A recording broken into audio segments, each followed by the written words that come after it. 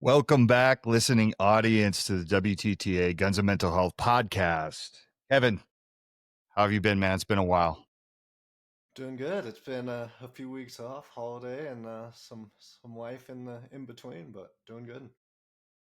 Yeah, I'm finally coming out of my fog. Some of our listening audience knows and John, I don't know if you knew this, but I had a dog that was like the love of my life, and she had leukemia, and it was acute, and literally like 3 weeks of trying to keep her alive and on this planet, $13,000 in vet bills. She finally passed.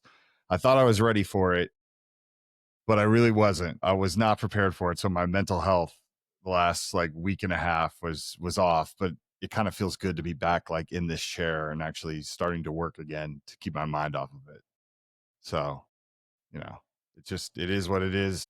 But it's just another reminder that, something can mess up your mental health really bad and throw you off. And you just got to be aware of that when it happens and find the things that make you heal and get back on track. And everything is temporary, right? Like, so every day that goes by, it's gotten easier, but here we are. I'm excited for today's John Fahrner. He is the Deputy Director of Corporate Relationships, right? Like, yeah, I guess you go out and you look for partners for GOA. And basically what I want to do is I want to really unpack what GOA is, because I think you guys are very misunderstood by people outside of the gun community. And I think you're a rising star inside of the gun community. I want to talk about goals today. I want to talk about the big, beautiful bill, but I want to start off with you. How did you get involved in the firearms industry? oh man. So my first involvement in the firearms industry was in 2012, right after Sandy Hook. I started working behind the gun counter at a big box store. Uh, left that store, went and worked for another big box store that ended up going bankrupt. Then decided to go work for a gun range and run their social media down in Columbus, Ohio. And then I got a job. I got a job with Facts and Firearms and worked there for 2 years and went over, did some ammo stuff with an ammo company. And now I'm at GOA. When I got the call, I've been in this space for about 12 years now, between behind the gun counter and working for manufacturers. When I got the call from GOA saying, hey, we're looking for somebody, I finally said, hey, I got to put my money where my mouth is. I've been talking about the Second Amendment and fighting for the Second Amendment through all these other avenues. Now is to join the fight and actually do it. So 12 years of working in the industry I've learned a ton. And from the nonprofit advocacy side, like there's so many things I learned from the industry side that I've brought over to help strengthen our partnership deals, to work with our partners to expand GOA as a whole when it comes to, networking with the industry and building our industry program, which is still in its infancy since it recently started in 21 and we're almost 50 years old.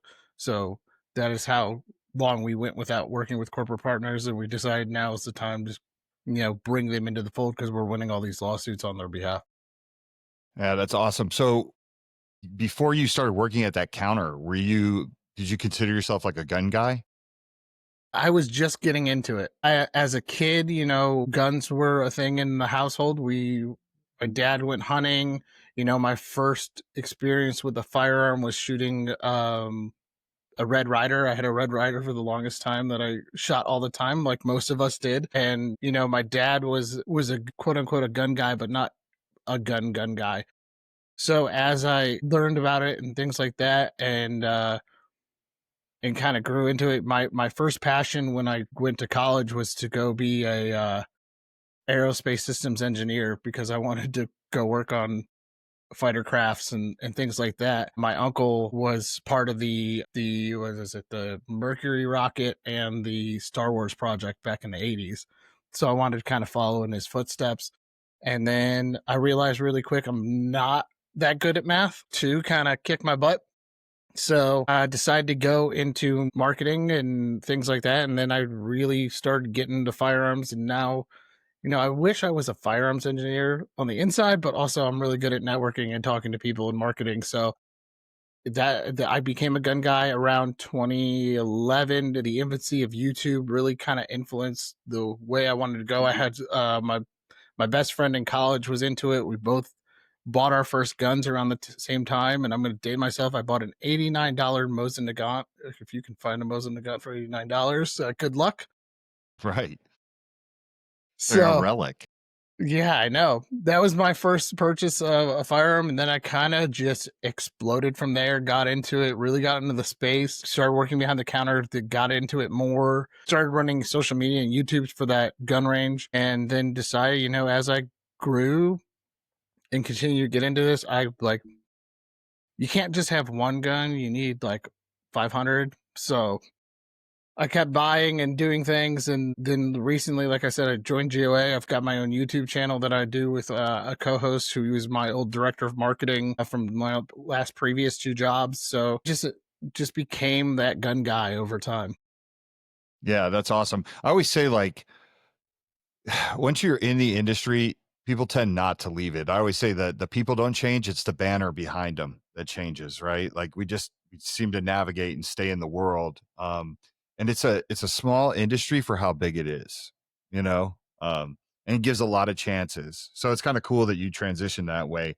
So when you went to work for GOA, Gun Owners of America, what was your thought process there? Like how did that happen? How did that come about? Well, long story short, I was kind of unhappy where I was, and I reached out to Monty Bowen and Kaylee Neiman, who Monty's are.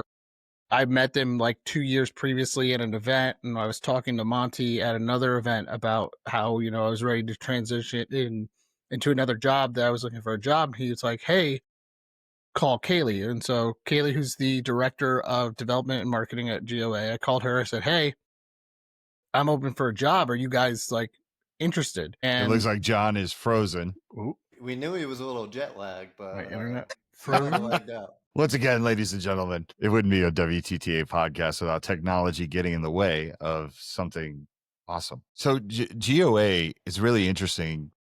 Like they are at every show that I attend. It's crazy the presence they have. I mean, they go to even the smallest gun shoots. You know, I've seen them at the Attorneys for Freedom event, right? And then the Gathering, which is Palmetto State Armory's, um, 2-day shoot. They have a presence everywhere. It just I didn't even realize there's 50-year history. Like, and I'm in the gun industry. It's kind of wild that they haven't started kind of tackling what he was just talking about sooner. It's kind of impressive though to have that, to be able to, have that staying power and fight all these lawsuits and get into the fight for the Second Amendment. Yeah, It's kind of a testament. and they were on that panel you did at the Bursa booth at SHOT, right? Or at least one Yeah. member of it. Yeah. Yep. Yeah. And, they're really doing it. I mean, they're in the fight, which is just awesome. A lot of us in this industry talk about what we do and, the actual right to own a firearm, but a lot of us still don't really do anything about it. Like we're not showing up at the capitals. We're not, there's a lot of behind the scene things that GOA does. And hopefully John can come back to us and talk about that because I really want to highlight that. Because somebody has to fight these ridiculous laws that get passed, the feel good legislation. Yeah. But It's interesting too. Looks like he's coming back in here. Let's see if he can connect. He's back. I'm back. You were just about to get into like you name dropped a couple people that you said you had gotten in touch with. So take it from there. Yeah, sorry about that, but Cox internet is amazing. Anyways, Don't get me started. That's who's up here. so how I got into GOA, I was unhappy where I was at, and my boss, who's also my co-host, had already left the company we were working at. I ran into Monty Bowen, who I had met 2 years earlier at Red October at an event, and I said, hey man, I'm looking for a job, I'm looking to move around the industry a little bit. And he goes, hey, call Kaylee, who's the director of development and marketing over at GOA, who I also had met previously at an event and had come to a couple events that I've run. And she's like, hey, are you serious about coming and working for a nonprofit? We'd love to have you over. And at first, my mind was like, do I really want to go work for a nonprofit? Is it something I want to do? Because it's firearms industry related or adjacent. And, I sat down and I said, Self, you talk about the Second Amendment, you preach it, you go in and tell people to continue the fight and fight for these things. Now it's time to put your money where your mouth is. So took the job, flew out to DC in early July of 23 and met with John Valleco, the senior vice president, and Eric Pratt, Eric Pratt's the senior vice president. John Valleco's the executive vice president. Had a meeting with them, got the job offer, came home, looked at my wife and said, I'm going to go work for GOA. So decided to go work for them, and July 1st will be 2 years at GOA, and I'm super happy with my choice and being able to get into the fight. Yeah, that really speaks to me, and I'll tell you why.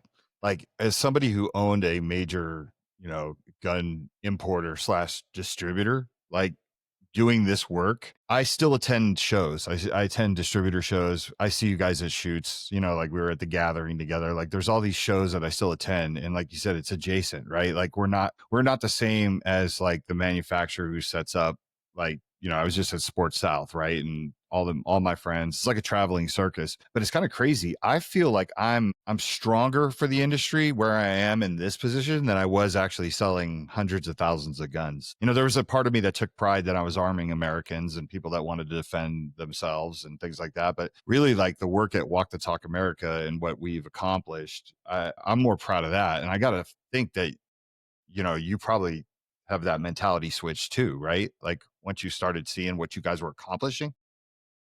Yeah, I mean, as soon as I joined the team, and I forgot this little anecdote, I didn't know I was supposed to be on the GOA podcast until my first day.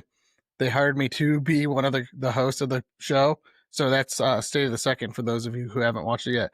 But being on this side of the fight or this side of the industry, it's really changed my thought process because, as you know, when you're on the industry side selling a product, it's always about margins and making sure things go out and calling dealers and things like that. Where from my side now, it's calling companies and talking with all those relationships I made over the years and going, hey guys, we've got this bill coming up, or hey, we've got this lawsuit coming up. We'd love to have you come on, or hey, can you donate some stuff so we can build it? It seems more satisfying watching the restoration of our Second Amendment rights than going out and selling like 300 ARs to a store and going and talking to them. They're just two different dopamine hits. There was that sales side where the 300 ARs in one bit, that was like a month of happiness, and I could eat pretty good. At this side, I could go in and go, hey, look at what we did. For example, the big beautiful bill, pistol braces, bump stocks, like all those fights, watching that come in and watching and talking to the guys from the industry who come up to you at shows and go, thank you for doing that. You just helped us save our business or helped us get our business going or things like that. It's just so much more satisfying at the end of the day. Yes. Having said that, like, I was kind of embarrassed. I didn't realize GOA had that long of a history. You know what I mean? Like, when you shot that number out, I was kind of like, damn, okay. Like, I know it's always been in the background, right? But like, that's crazy that you've been around that long fighting these fights. We like to joke that we're the old young guys on the block because we are about 50 years old.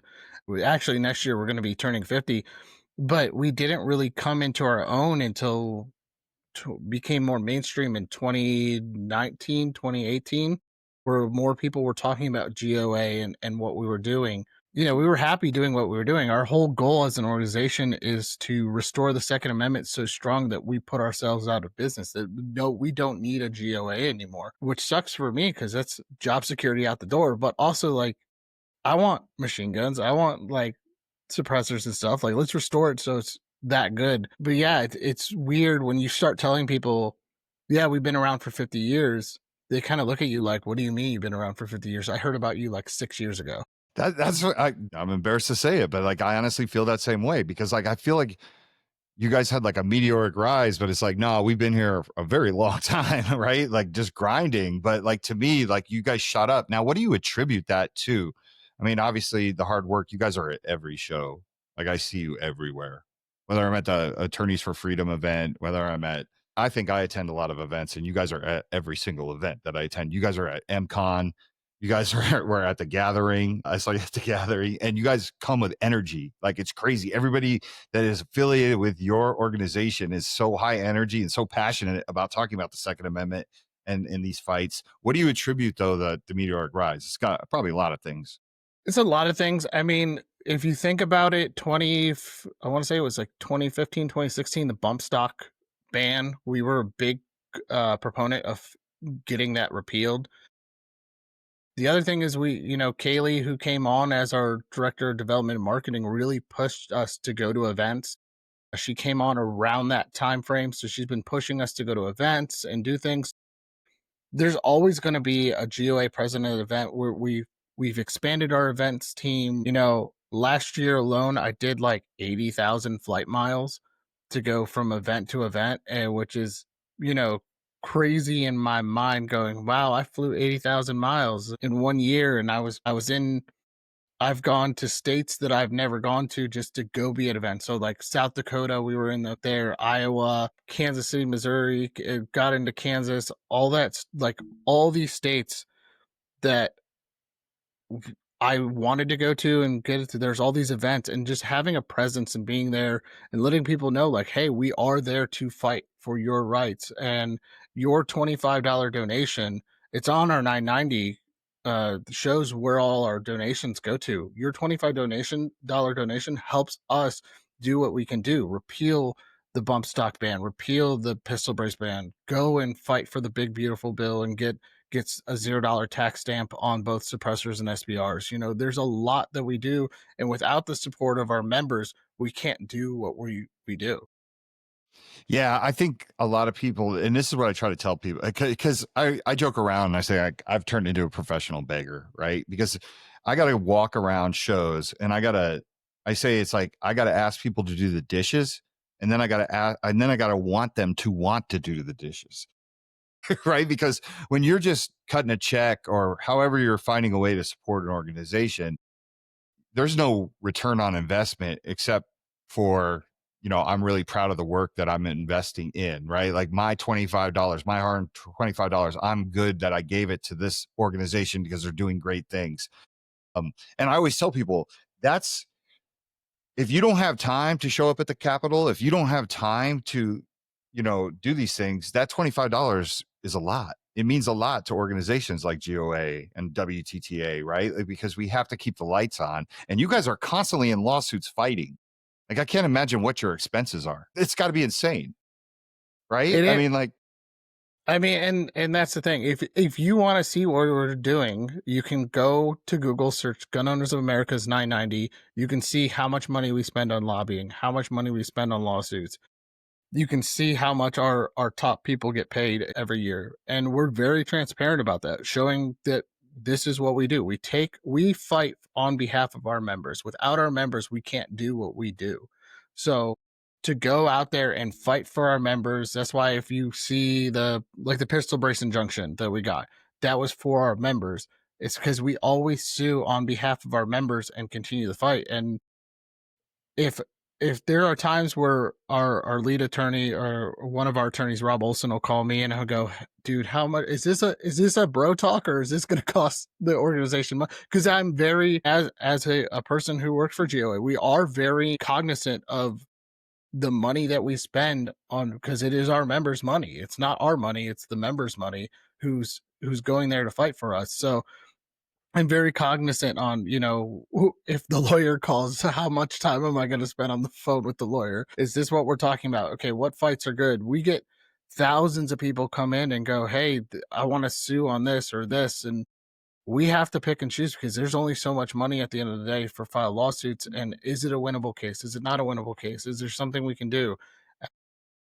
And at the end of the day, like, the whole thing is to fight on behalf of our members, and we're super proud of doing that. Yeah. So you mentioned the big beautiful bill, right? The suppressors. Like, what was the role just for the average listener? Because we have gun people that listen to the show. We have therapists that listen to the show. Like, what was walk us through how you handled that situation and were a part of that? So from the GOA side, I swear, Ben Sanderson and Aiden, who are both from our federal affairs team. You may know Ben from the Minuteman Moment on our YouTube channel. They were up 24 plus hours for the last 2 weeks, going in and talking to senators, talking to congressmen, making sure that the wording is, we gave some of the wording for the bill. Was the big beautiful bill a win? Yes. Was it a gut punch at the same time? Yes, because we didn't get the restoration that we truly wanted. And as GOA, we are no compromise. We don't want to compromise on the Second Amendment. So that is why if you haven't noticed, that as soon as the big beautiful bill got signed, we filed a lawsuit to remove suppressors and SBRs and SBSs from the NFA, because we believe in full restoration of the Second Amendment. And I don't want the federal affairs team's job. I don't know if I could go talk to senators and congressmen. I'm not that smart. I don't claim to be smart, but to go there and for them to be on the Hill almost every day for 2 months straight or 3 months straight, whatever the time duration was, they were on the Hill talking to senators, talking to congressmen, getting the wording in, making sure that a bill passed the House and we only had the HPA on there, going to the Senate and going, hey, we also want Short Act. Like, let's fight to get Short Act on there. To when the parliamentarian turned us down, going in and trying to rework the wording so we knew that if we won at least the $0 tax stamp, now it's not a tax issue. Now we can go sue on behalf of our members to get it removed from the NFA. There's so much things that our team was doing, to our comms director, who was constantly putting stuff out, who was working 24 hours. Like, God bless all of them, because they are the true fighters, and I appreciate everything they did. But from our side, this is what we do. Did we get Cox communication again? There you are. Might be back. Yeah. I thought we got coxed again. Hold on. Yeah. No, go ahead. You were about to where you cut off for me, at least, as you said, our communications team. Yeah. Our comms team was working 24 hours as well to get all the information out to our members. So I don't want their jobs, because that's a lot of work. I work a lot of hours as it is between traveling and stuff, but good on them. I mean, that's what they do. They're fighting for our rights, and we put our money where our mouth is, and they're going to be up there 24 hours making sure that this got across the finish line. So we run into each other all the time at events, right? And we're basically like PR people, like just kind of meeting with people, talking with people, keeping the relationships, the friendships, everything. We water our friendships, right? The people that are out there fighting the fight on the Hill, have they ever told you, like, man, like, people really hate us? And I'm talking about the outsiders that are against the Second Amendment, right? Like, there's got to be some crazy stories of people being unhinged, being like those GOA people.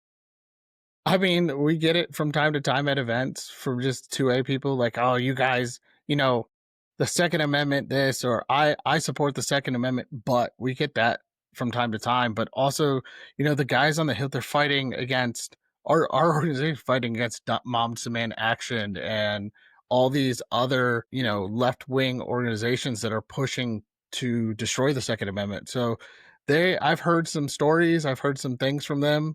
I don't repeat them often, but it's true. We are constantly in a battle between the Democratic Party trying to destroy our rights and the organizations that are also trying to destroy our rights. And the good example of that is just talking about the Biden administration's attack on FFLs and destroying the FFLs. Kind of what I like to call the FFLs and the people behind the gun counter are the lifeblood of the industry.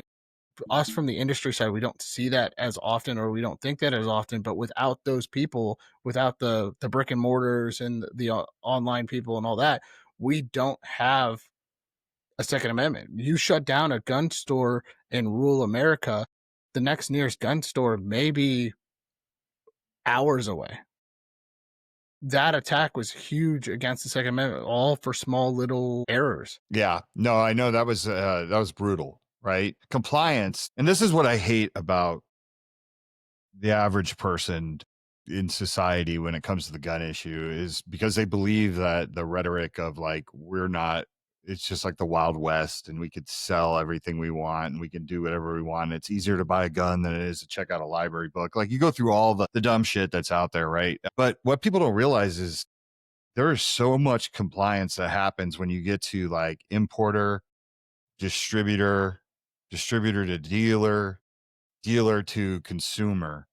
I mean, as gun people, we're constantly having to watch and monitor and track everything because when the ATF comes knocking, right, whether you love them or you hate them, you have to be able to explain where everything is and you can't have mistakes.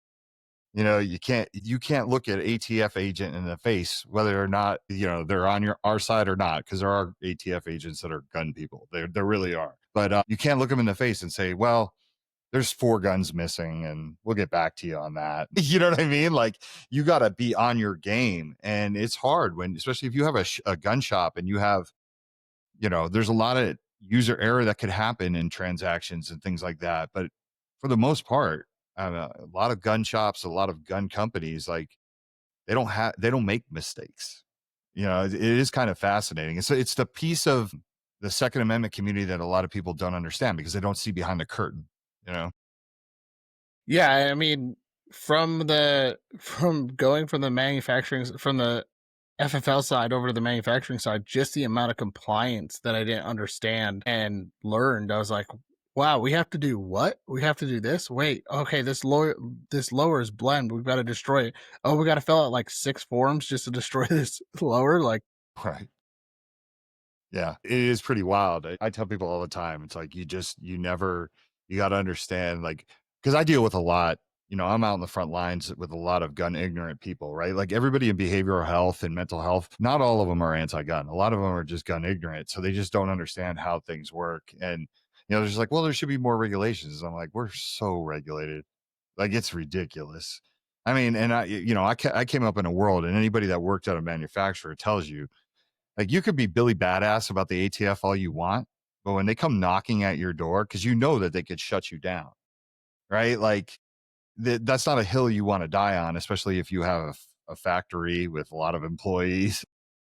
Uh, it's like you have to have a decent working relationship with this group, whether you agree with them or not, whether you want them abolished or you know what I mean, or you think they waste their time on it. It is what it is. I 100% agree. Okay. Yeah, I was gonna. So let me ask you this question because I'm kind of curious. How do you and NSSF and NRA all play in the sandbox together? I mean, you don't have to throw. Yeah, I'm just like, how is that? You know, do you guys ever go after the same stuff? Are you ever opposed with each other? I mean, yeah. I mean, because we as an organization want to restore the Second Amendment to 100%, like it was written by our founding fathers. So there are times that we oppose each other, but just recently, I mean, NSSF, SAF, I'm sorry, not NSSF, NRA, SAF, ASA have we all joined together to go fight for the big beautiful bill and suppressors and SBR. So we work together. We know their team. SAF hops on our lawsuits a lot of the time. FPC hops on our lawsuits a lot of the time. There's a lot of things that we do that other organizations can have taken credit for, but also like that's the whole point. We want to see these wins. You know, if they're always hopping on lawsuits with us, and we're happy to work with them on everything and anything, just to make sure that we restore the Second Amendment to how the founding fathers intended. Yeah, no, I love that. I always say like we fight amongst each other a lot in this industry. I see it, right? Like sometimes I think we're like crabs in a bucket. Like you could always look at a thread when it comes to the Second Amendment and people have totally different views. But I think it's always good for the big organizations when they can work together or, you know, because all these organizations, I mean, there's so much to cover. I mean, there's so many, there's so many crazy things that happen when it comes to 2A rights. And you know, all the other stuff we do, right? Like think about us as a 2A community. Now you have like the Walk the Talk Americas and the Hold My Guns and you know, the people that are kind of fighting the whole like suicide prevention in that space, right? In mental health space. And then, you know, you have all the people like you guys that are out there because we don't get into the policy thing. We can advise on stuff, but as you know, for who we are, we're not you guys. Like we're not fighting the fight. Like we're not throwing down the lawsuit. and saying like, let's get it on. This is just wrong. So it's good that we can kind of come together in many ways, especially when it looks like some of these organizations kind of compete for the same dollars. I mean, you think about all the stuff NSSF does, you think about all the stuff NRA does. The NRA in the past few years, I mean, that's probably another reason for your meteoric rise, right? Like some of the issues that they had. I don't know if you could speak on that or want. I can't. We don't, as a GOA, we have a policy. We don't talk ill will about other organizations. So take that for what it is. Just throw some head nods or some winks or not. No, but having said that, look, I see a lot of improvement from certain organizations, right? I think some organizations are going in the right direction now, but I think it's important that we all get in the right direction and the right space to defend the Second Amendment. It is the most important amendment to me. Let's talk about goals. Last year, I attended your show, not as like someone who was invited. It was kind of funny because a lot of people thought I was speaking at the show. Like they were like, when do you speak? And I was like, I'm not, I'm just here. And the reason why I did that is because it was the inaugural one. And I really felt like it was special and I wanted to be there for it. And I did a lot of media while I was there, right? Like people saw me walking around, but let's talk about the show. Let's talk about like last year's, let's do a little recap of what you thought and then talk about where it's going in the future, which I will be attending the show again. I'm really looking forward to that. Yeah, so Goals is our show. Like you said, last year was our inaugural show. It's the Gun Owners Advocacy and Leadership Summit. Last year we had like 175 vendors down in the main hall.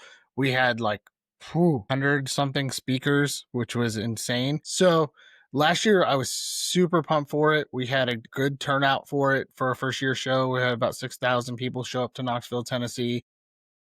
It was a good experience from my end, learning how to run a large convention like that. I've run some smaller shows in the past, but learning how to run a big convention like that, and there was some hiccups. I'm not gonna lie, there were some small things that we improved on, and going forward, like Goals is, I'm hoping it becomes the premier fall show for everybody.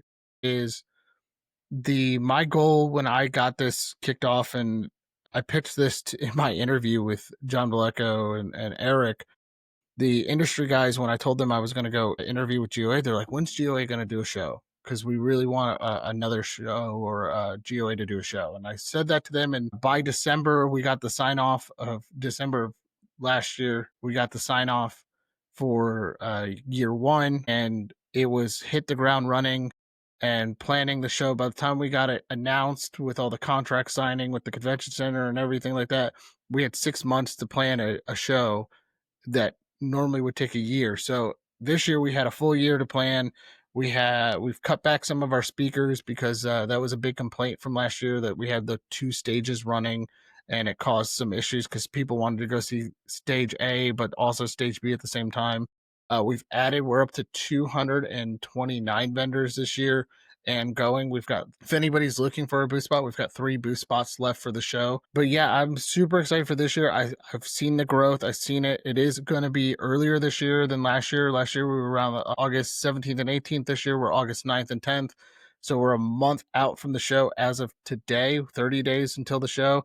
Like I said, beautiful. It's going to be in beautiful Knoxville, Tennessee again. It is free to all GOA members. So we'd love to see you there. There's going to be a ton of big name speakers. Brandon Herrera's coming back. John Level's coming back. The list is on the website. I can't remember them all. We've got Barrett and SAR and EOTech and Glock and all these bigger companies are starting to join in who were really hesitant the first year. But I want to get your opinion from being an attendee last year, because I didn't get to see it from that end. Dude, I loved it, and I'll tell you why. Like I knew it was going to be smaller, right? Just because it's the first one. Like, so we all compare it to when you do the show circuit, it's kind of like you look at NRA show, you look at SHOT Show. But what I loved about your show was the energy of the people, and I loved how you guys kind of gave.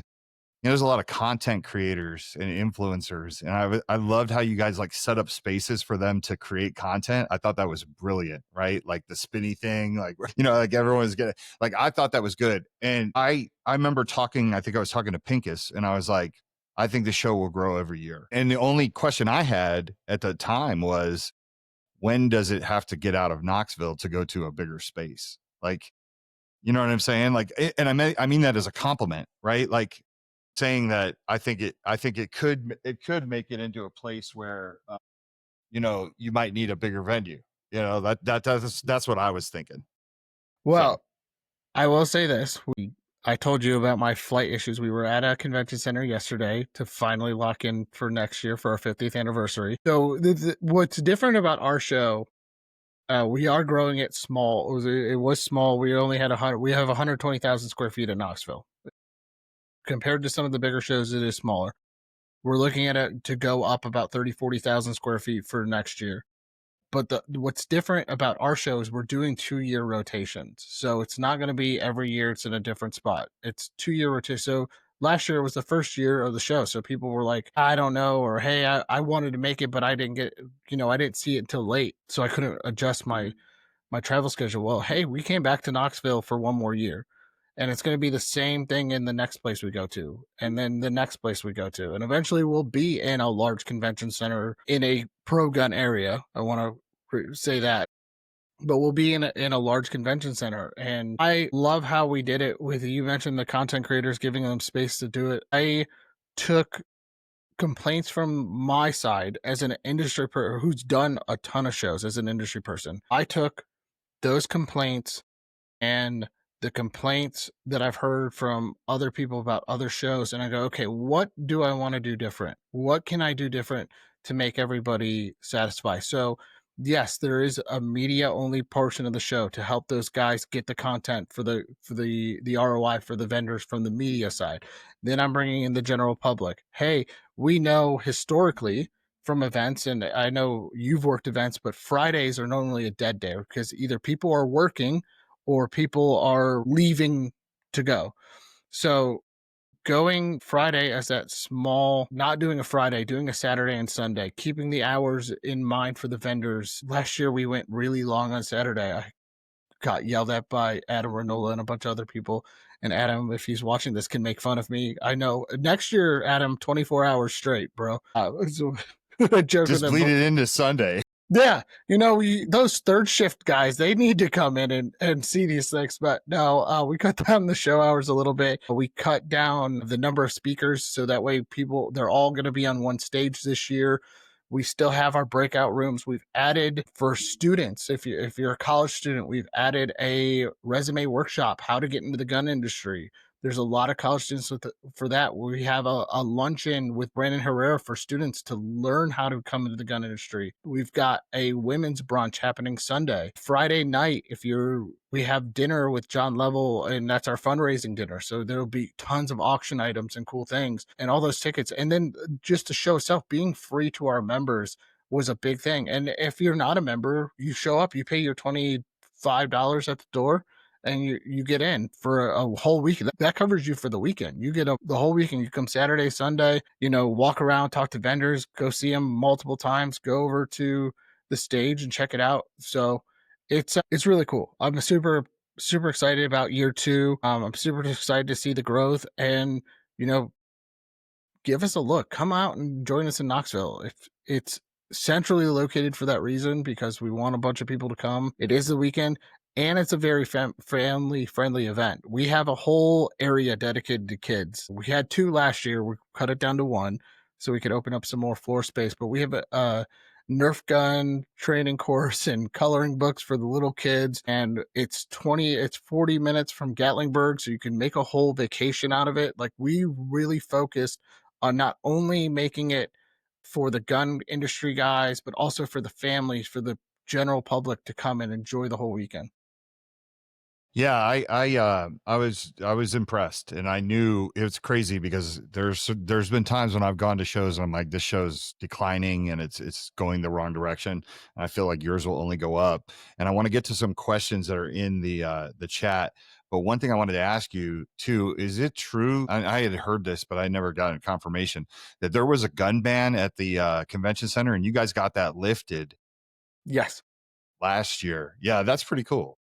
Yeah, so the Knoxville Convention Center was a gun-free zone, and the city of Knoxville actually has a ban on gun shows in the city. And we fought them, and we're like, okay, they tried some stuff this year, and we were like, cool, we'll move. And immediately they're like, no, we want you to stay. We'll lift everything. So yeah, that's the cool thing about our show. You know, concealed carry is really welcomed and encouraged at our show. Come in and conceal carry. Please leave it in your holster. I have to reiterate that unless it deems necessary. But you know, conceal carry is encouraged. We are very pro as a no compromise organization. We've made sure that this is one of the best shows that you can go to not only go see your favorite industry people, see the new guns, new product that they're launching out. I know like 30 or 40 companies are launching new products at our show. So if you want to see new products, you can go see them at the show. But not only that, you can learn from our speakers, listen to all the great speakers. Also, we have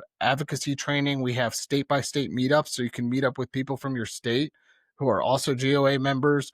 We have regional meetups as well. We had all but 3 states last year, and that was Alaska, and I want to say like Vermont, and there was one more, Oregon. It was Alaska, Vermont, and Oregon that didn't show up. We had several people from Hawaii, several people from Puerto Rico.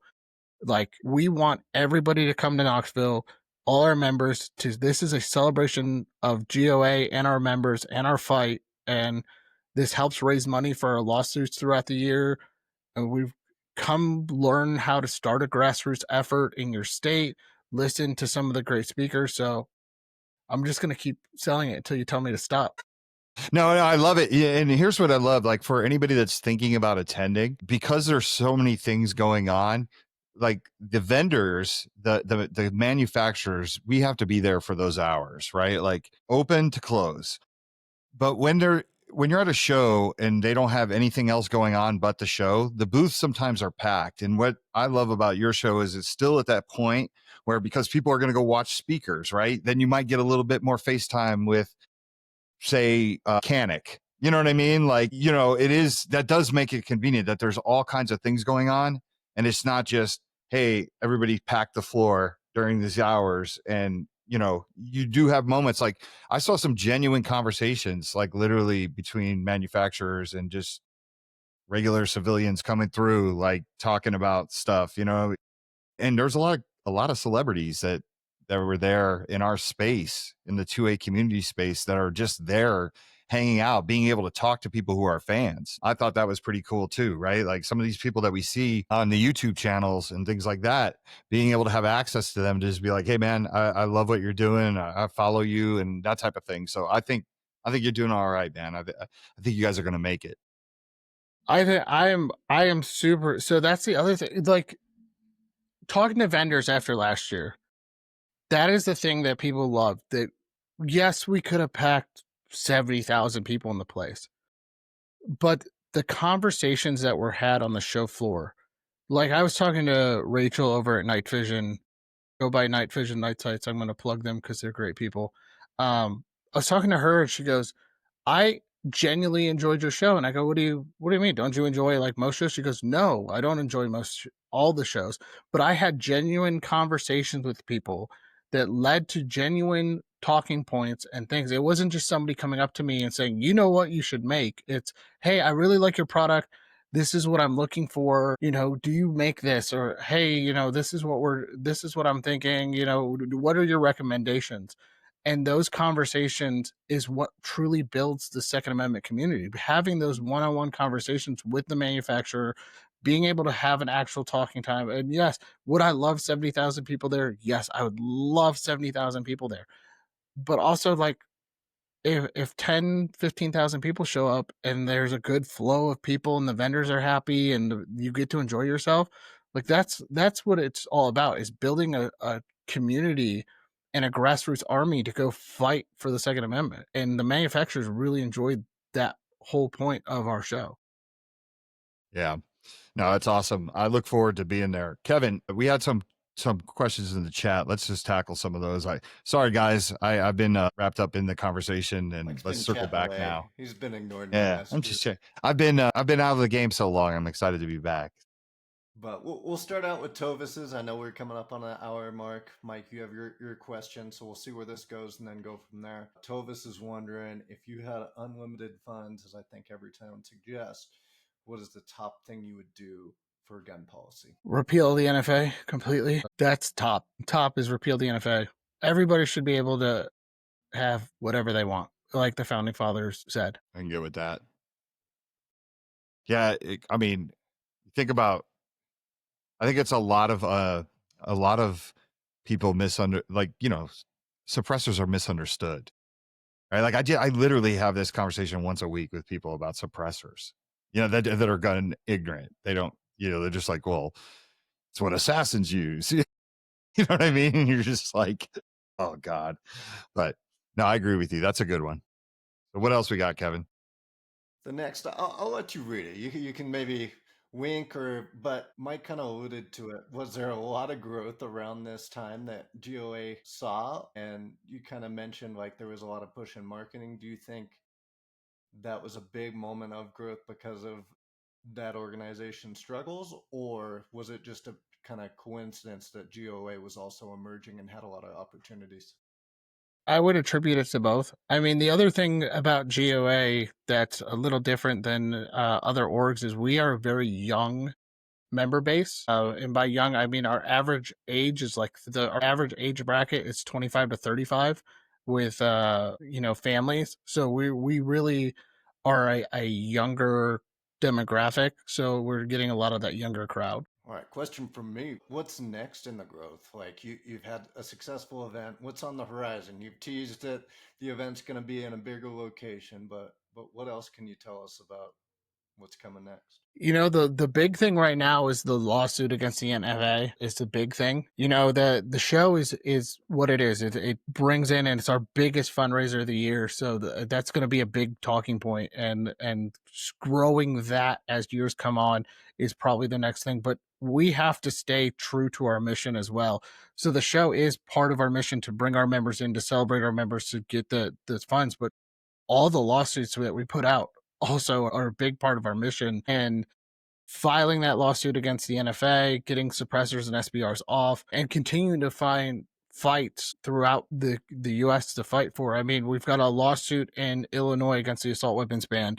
We've got a whole team, a dedicated team in California who is fighting for rights in California. We're working on lawsuits in New York and New Jersey and all over the place. So there's a lot going on, but the big and better things is make freedom ring, get everybody on the same page for guns. And again, there's also, we've got the national reciprocity stuff that we've got to fight for. There's so many things going on that they're just getting bigger and bigger and bigger. Yeah, it's never going to stop. It's kind of funny. Like, I think the attitude was like, hey, Trump won. We can all relax now. You know what I mean? Like, and it just, you can't. Now's the time to actually push forward and get things accomplished, whether it's just fighting, feel good legislation that won't save any more lives, or, becoming the leaders in mental health, right? Which the firearms industry can actually become the leaders in mental health in that space. We just got to go. We can't just say like, oh, we got the person that, we believe is super pro gun in office that's going to protect us, because he doesn't. He hasn't proven. You know what I mean? Like, there's certain things he's done, but we can all point to situations where he's missed the mark on this. So the fight is real. It has to continue. I said this on election night, and I'm going to continue to preach this. We as a community, when we get a House majority, Senate majority, and a president, we tend to sit back. And we also see this not only on the policy side, but from the industry side too. And I know everybody's budgets are tight and we're still coming out of the hyperinflation that we had. But also, guys, we can't sit idle. We have to be pushing these senators and congressmen to do what they promise. Midterms are coming up. We have to win the midterms. We can't go in and lose that again, because if we continue to fight and push and go, now is our time to tell our elected officials to go, listen, we elected you because this is one of the issues that we really want. And I know that senators and congressmen and their constituents, there's multiple issues, but if you're in the 2A space, if you're in the 2A community, now is the time to contact them. We have a form on our website. It takes 30 seconds to fill out. It's an autofill. You fill in your name, it's already filled. If you want to type something out, the other thing you can do is call their office. We have a phone line for their office. We have that listed. But be polite. That's my biggest thing. Be polite, be respectful, but to let your elected officials know we want a full restoration of our Second Amendment. Also, go out there and support the companies that support GOA who are fighting for the restoration, because without their support, we can't do what we do. So go support them. Buy a box of ammo. Buy that. Same thing with your local FFLs. They're hurting right now, guys. I'm not going to sugarcoat it. The industry is hurting because there are people not buying it. There's no fear like we had with the COVID. There's no fear like we had with the Obama bun. But go out and spend a little money at your local FFL. Spend a little money with them. Without them, we may see another like we did in after the Obama rush. We might see FFLs go out of business because go in there and go spend the money. If it's a little bit more for something, just if you want them to be there for a while, go do it. And I'm really encouraging everybody not only contact your senator and congressman, but also, help out the industry guys too.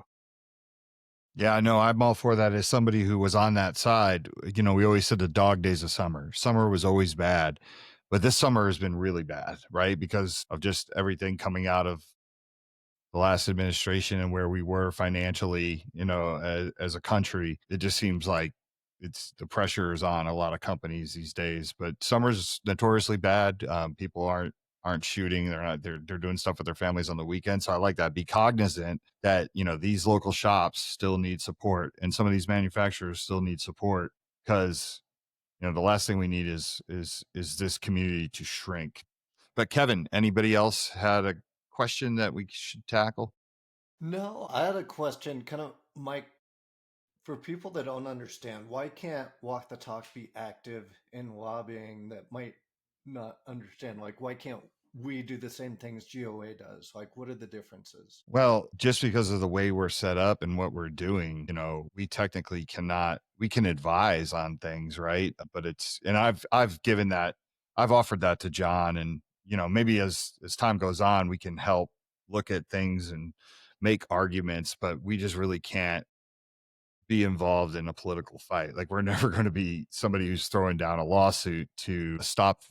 I always call it feel good legislation, right? Like, we all know it's feel good legislation. We're doing something, like we're making a rule that's not going to save anybody's lives, but it just like helps us make it look like we're doing something. So that is the main issue there. We are a 501c3 that deals, I think one of our strengths is kind of how we're able to navigate both sides. We're able to walk in those rooms, whereas just GOA walks into a room, there's going to be some people that get super uncomfortable or angry.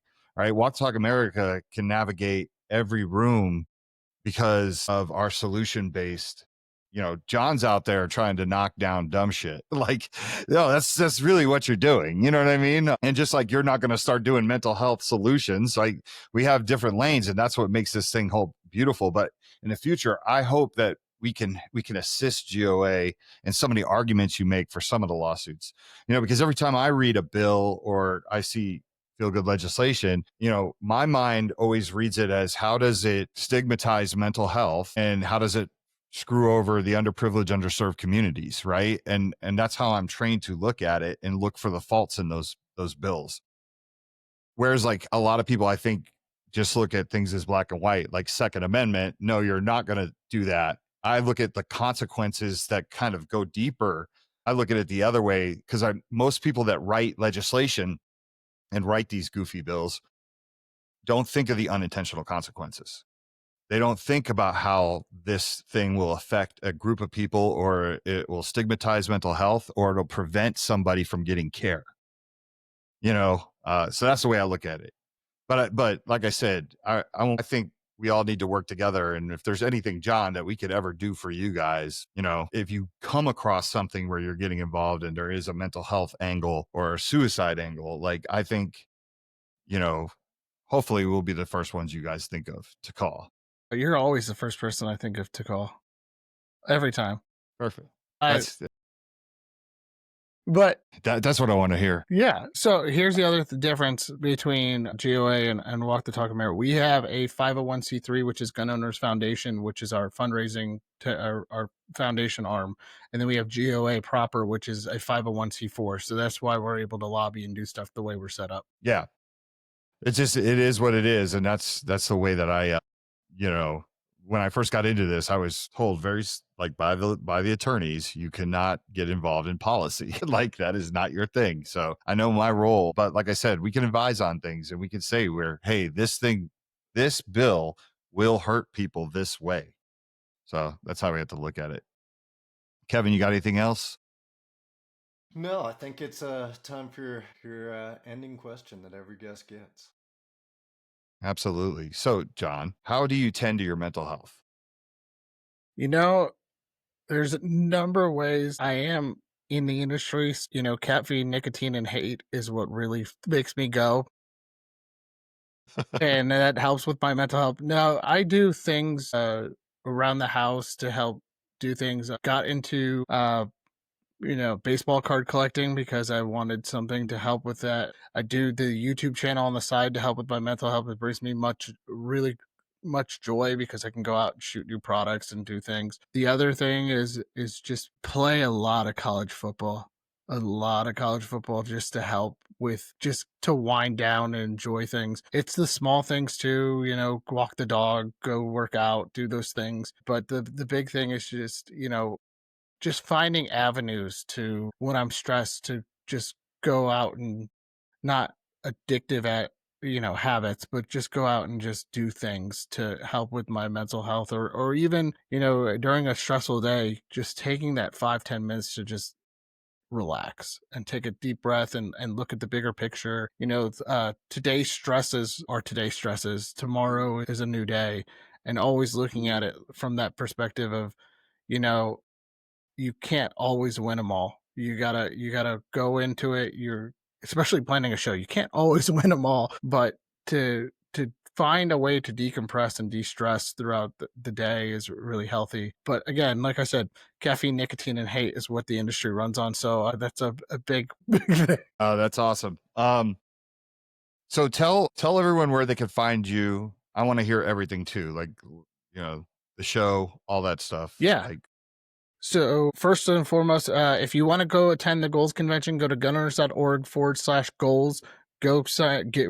There are tickets going to be available at the door, but we recommend that you pre-register to help you cut through the line faster, just to get your ticket faster and go through. For the podcast, it's the State of the Second podcast. That's the GOA podcast. We talk to industry leaders about things. We recently just had Mantis on. That episode just dropped today.